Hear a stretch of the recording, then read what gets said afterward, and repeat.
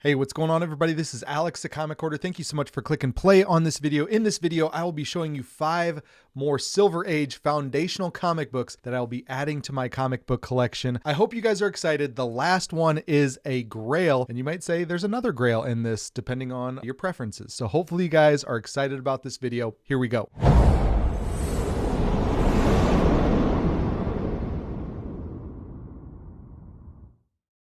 I started a Disney travel agency called To the Magic Travels. If you are planning to book a trip to the most magical place on earth, book it with To the Magic Travels. We want to help you book your Disney parks or Disney cruise vacation at the best possible price. Contact us using the email below for a free quote. There are no additional fees for using our services, and we want to ensure that your Disney vacation will be the most magical vacation possible. Contact us and you will be on your way to the magic.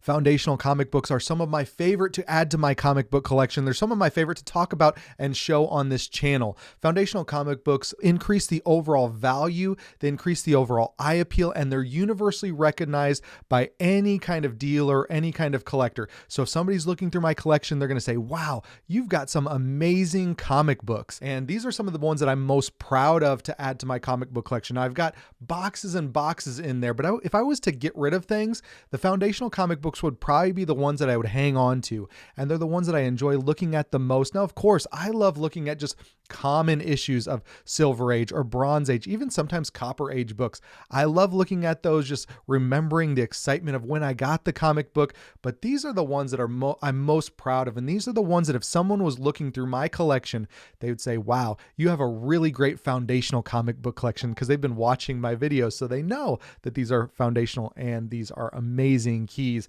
So not all of them are expensive. So I'm not saying go out and buy expensive comic books, but what I am saying is just really be focused on what you want your comic book collection to be like.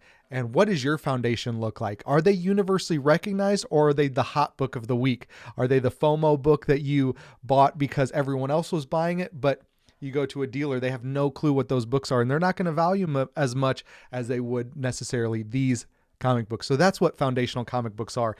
This is the first one on the list, and I'm so happy to add this one to the collection. I've had this before, but I was able to get it again.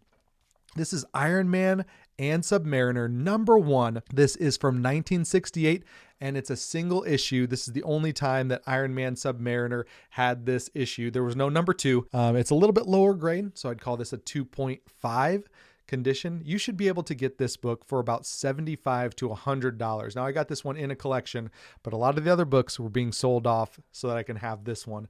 So yeah, I really like this one. This one is a Gene Colan and Bill Everett cover. So it's really great artwork and such great characters. One character from the Golden Age Timely comics, one character from the Silver Age Marvel comics. So this is really, really cool. Love this one, and I'm happy to have this one back in the comic book collection. Okay, next one up on the list is kind of timely. It's you may think that this is probably not the best time to buy this book, but I probably assure you that you'll be able to find this one cheaper and cheaper as the weeks go on. But this is Thor 134. This is the first appearance of the High Evolutionary. It's also the first appearance of Man Beast, who is one of the hybrid animal humanoid characters that the High Evolutionary created. This is a phenomenal book. The High Evolutionary was a great villain in Guardians of the Galaxy 3, which I highly recommend. This has always been a key, though. It doesn't matter if this was the hot book for the Guardians of the Galaxy, as far as the villain goes. This has always been a great key within this Thor run. I remember chasing this a long time ago. I think I remember Journo's Comics and I talking about this book years and years ago, but this one is fantastic. You should probably be able to find this one right now for $150 to $200. This one is in about that 3 to 4.0 condition. It's got a little bit of chips down here, and I believe I should be able to fold that little dog ear back down on the spine side. But great book. High Evolutionary, once again, a great villain in comic books, especially Silver Age. So yeah, Thor 134, just an awesome book. Next book up is probably a Grail to a lot of people. I think this personally is a book that I have owned a few times. I think I've owned it twice before, and really once again happy to own it again. This is Fantastic Four number 52. This is the first appearance of Black Panther, a great character in the Avengers lineup, a great character, you know, back and forth with the Fantastic Four in several issues. This is such an awesome book and such an awesome character, and Chadwick Boseman portrayed the character so well in the movies. But once again, this was always a key, and it always will be a key regardless of MCU hype or MCU movie news. But this one is probably about $300 to $350 in this condition, which is about 3.5 to 4.0 once again. And then you should probably be able to get a really solid copy for anywhere from that $400 to $500 range. But watch out for reprints. There is a cover that looks exactly the same as this. They didn't change a single thing, but on the back there's a UPC. So make sure if you're buying online, you look for that UPC. If you're bidding in an auction, it seems too good to be true, make sure you ask or look at the pictures and don't just bid thinking that you're getting the first appearance of Black Panther. It may be like a 90s or 2000s reprint. So be careful. Watch out for that UPC on the back. And then there's obviously the facsimile covers that have the barcode on the front. But the one that is the most dangerous, I think, is the one with the UPC on the back. So watch out for that. This one, Fantastic Four 52, probably about $300 to $350 for a nice solid low grade 3 to 4.0 condition copy. All right, I got two packages here. The first one is a book that I've been looking for. I actually put it out on social media that I was looking for this book, and I had 3 people contact me. 2 people had raw condition copies, and Derek Neiman off of Instagram messaged me, and he offered me a great deal on a 3.5, I believe. And so he said he just got it recently back, maybe recently back from CGC, or maybe he owned it for a while. I don't know. Regardless, he was so generous, and he offered it to me for $60, sight unseen. I've never even seen this book. I hope there is a Justice League number 29 in this box, and we will see. So I'm going to cut to, after I've opened this box. First of all, Derek packaged this book extremely nice. I mean, it really looks almost like CGC packing.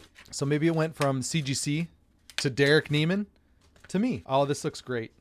It looks really nice. And I'll tell you why I bought this book. So this is Justice League of America, number 29. It's 3.5 off-white pages. This is the first appearance of the Crime Syndicate. And it's also the first appearance of Starman in Silver Age.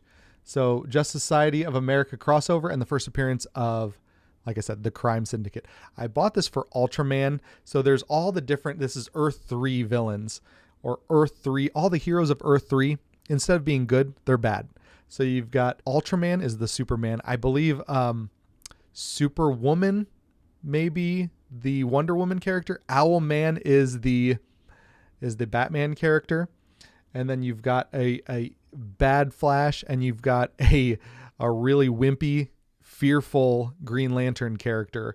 Can't remember their names right now, but I remember being introduced to them in Crisis on Infinite Earths when they got wiped out. So spoiler alert, from 1985, they got wiped out and they got killed. And I always thought they were really cool. Now they came back in New 52, I believe. Forever Evil was the storyline, and I read it, and what sucked about it is I was reading Justice League, and then that was like the trade number 2, and it kind of just cut off the story that I was reading in New 52, and I didn't have the tie-ins, so there was a lot of stuff missing, and I just read that stuff all in trade.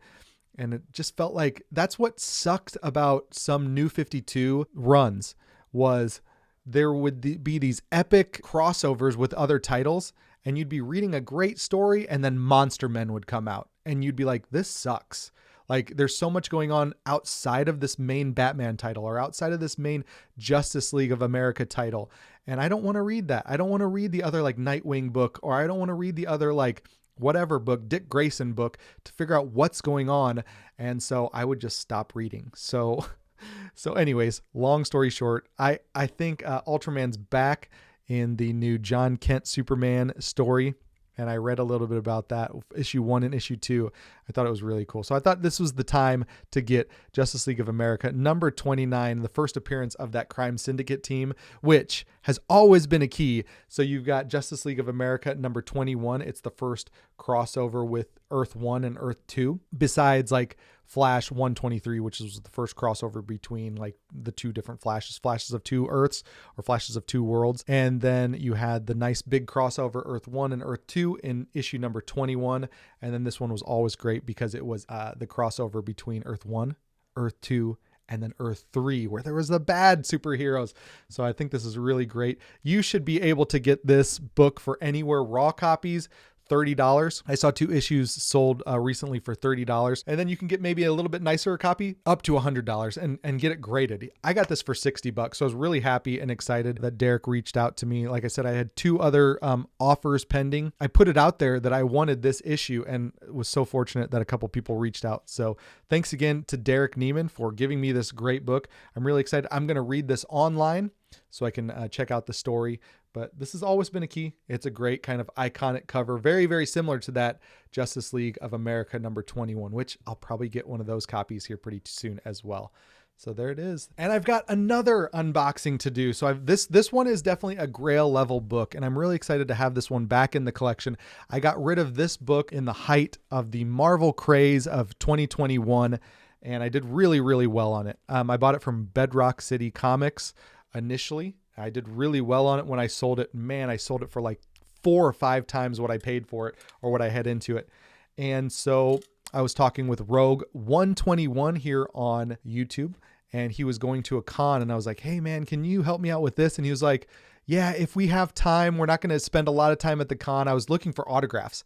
I wanted an Ashley Eckstein, and then the character that voiced Obi-Wan Kenobi in Clone Wars, and then the James Arnold Taylor. I wanted those 3 signed on like an 11x17 or something like that. Just something with all 3 of them signed it together. He wasn't able to do that, but before he went to the con, he was like, hey, I'm bringing a couple books. If you're interested, I'll sell them to you outright right now. I was like, what are they? And he showed me this book, and I was like, how much do you want? And he said $2,000. And I was like, what's your PayPal? So I sent it right away. So yeah, this is definitely a Grail book, and I'm happy to have it back in the collection. Wow, here it is. It looks great. I'm excited to show you guys. It's got great colors. Happy to have this one back in the collection. This one is Daredevil #1 from 1964, the first appearance of Matt Murdock. Daredevil, the first appearance of Foggy Nelson and Karen Page. It's a great issue. I had a 3.5 recently, so I had a 4.0. was my first copy. Then I had a 3.5 that was all faded. And I like that copy, but it was easy to move because of the fact that it was faded. And now this one has deep, deep reds. It looks great. There's a little chunk out of the bottom corner. So that's why it's probably a 3.0 and not like a 5.0 or 6.0. I mean, the front cover looks amazing. It definitely looks like a 5.0 or a 6.0, but that back chunk missing there, that chipped off, that's probably what brought it down to that 3.0. This is 3.0 off-white to white pages. Like I said, first appearance. It's a Stan Lee story, Bill Everett art, Bill Everett and Jack Kirby cover. Yeah, really, really cool. And I think Wally Wood took over on the cover and art pretty quickly after this. But yeah, very, very cool. I love this. Rogue 121 gave me an incredible deal, $2,000. I sent him the PayPal, and this book probably goes for $2,400. So he gave me probably about a $400 discount, but hopefully it was able to help him get one of the books that he was looking for. And maybe hopefully he'll show it on his channel. If you're not already subscribed to Rogue 121, I don't think he does videos very often. He's a little bit more of a private collector, but he's got a fantastic collection, and he's a great guy in the community. He's definitely always buying great stuff, and we cross paths quite a bit in my territory and where I work. And so he's always great. We're always texting back and forth, like what he got or what shops we stopped by, etc. So Rogue 121, thank you so much for this book. Derek Neiman for that Justice League. And hopefully you guys really enjoyed this one. Once again, don't forget about To the Magic Travels. If you guys are booking a Disney vacation, think about me. You know, you can talk to me about your Disney vacation and I can help you book it. There's no additional fees. Definitely check us out if you want to book yourself a Disney vacation, or if you know someone who's going to Disney or travels a lot, we'd love to help them out. Instead of calling Disney, call me and I can do the same exact thing that they do. We book directly through Disney, so it's fantastic. If you're brand new to the channel, hit that subscription button, hit that bell to be notified when there's future videos. Hit a thumbs up and comment down below what you think about these foundational books, and I'll talk to you guys on the next one. Take care. Have a good one. See you. Bye.